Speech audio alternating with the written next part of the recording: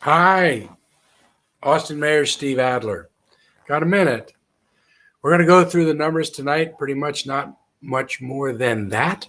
It's Friday night, and we'll let you get to your weekend. But good numbers tonight, good numbers to go into the weekend on. Looks like people are maintaining discipline, or at least they did 2 weeks ago.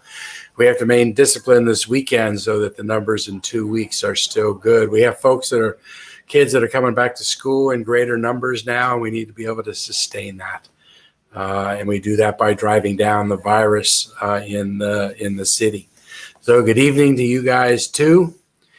Good evening, Janie. Let's go ahead and take a look at the numbers. We're going to pull up the tab that shows us our key indicators, and we'll begin with that. Here they are. You know, the first number we really take a look at.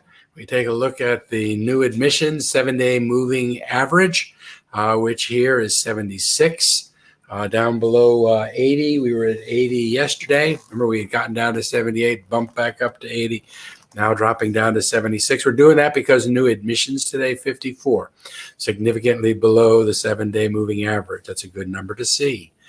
Number of new cases on the other side of the page, 533 is our 7-day moving average. Today's new cases, 454. So below the 7-day moving average. That's better than yesterday's, which was 707 new cases. So the number keeps bouncing around, but you can see our trend is overall downward. And that's what the model is showing us. And we'll touch base with the model here in just a second. But overall, those numbers look good. Down at the bottom, the green numbers are the 7-day moving averages for hospitalizations, ICUs, and on ventilators. Let's see, compare those 7-day moving averages to the actual numbers in the hospitals today, so we can see how we're doing. So we'll take a look at at that dashboard. This is the other one that's on the City of Austin website. You can go and find these pages so that you can take a look at them.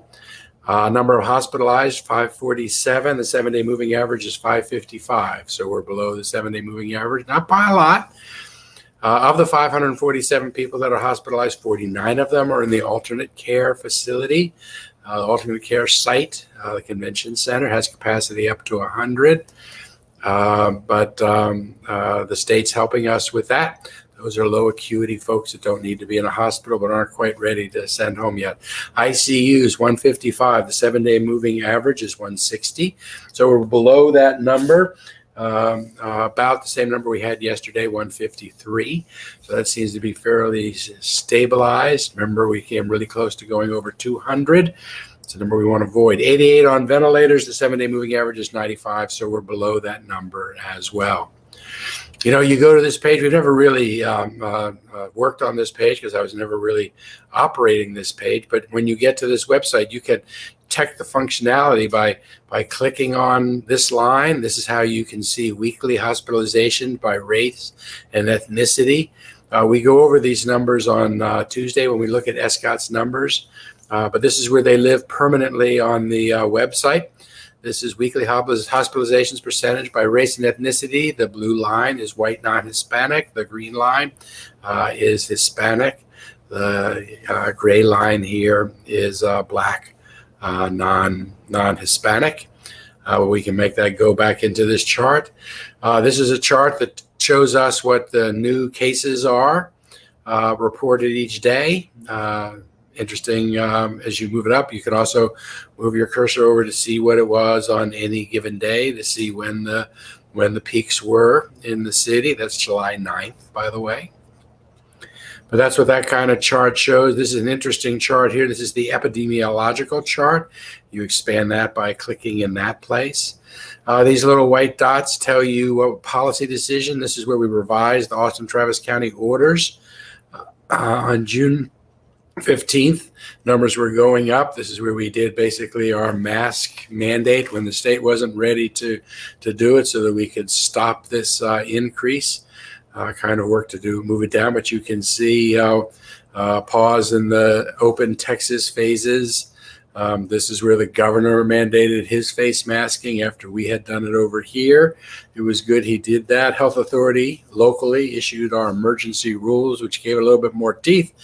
Numbers start going down, but you can see what it is over time. This is not the day that the new case was reported, but the day that the person who has the case says that they first started feeling the symptoms and knew that they had it. Just wanted you to see the functionality. Number of deaths, 655 today. That's up 1 from yesterday. So one more person has passed away. Total now 655. The 454 new cases get us over 68,000 cases. Let's go ahead and take a look at the University of Texas dashboard. So that we can just see what happens in the modeling. Remember yesterday when we looked at these numbers, or the last time we looked at them, it was yesterday. The R factor was somewhere in the 0.93, I think, close to 1. If it's above 1, the virus is growing. Below 1, the virus is retreating. We were at 0.93. Here today, we are at 0.89, so the number's gone down a little bit. When the R number factor goes down, this aqua line, which is what we're predicting for the future, starts heading down. Yesterday, it was kind of flat up here, heading down. Those are hospital admissions that we're looking at. This is hospitalizations, the census number of people in our hospitals in the MSA. This is ICU patients. We were going along. We knew that we had to take action to stop us from going over 200. That's how we set our triggers. And look how close we got to 200 and didn't go over 200. And with this number predicting to be going down here over time, so long as we maintain that R factor. Here's the graph that shows the R factor. This line here is 1.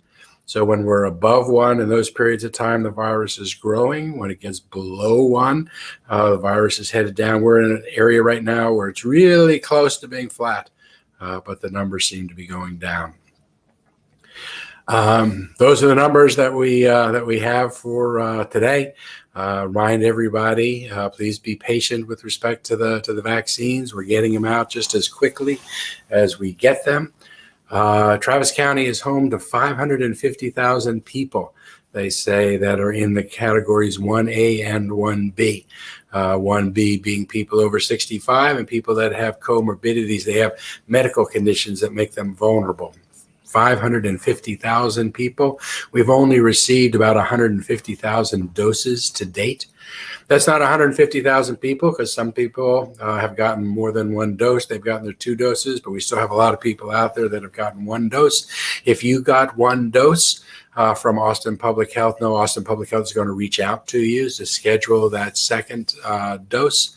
Go on the Austin Public site, register, but understand that just because you register doesn't mean you get a vaccine. I know it's hard to wait.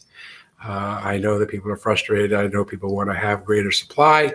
You can read in the media that they're taking a look at new and additional vaccines that may be coming out.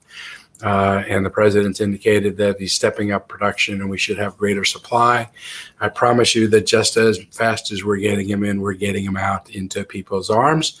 The state is currently prioritizing that 1A group, which is healthcare workers, residents, and staffs of long-term care facilities, the people that are working frontline with folks that are sick.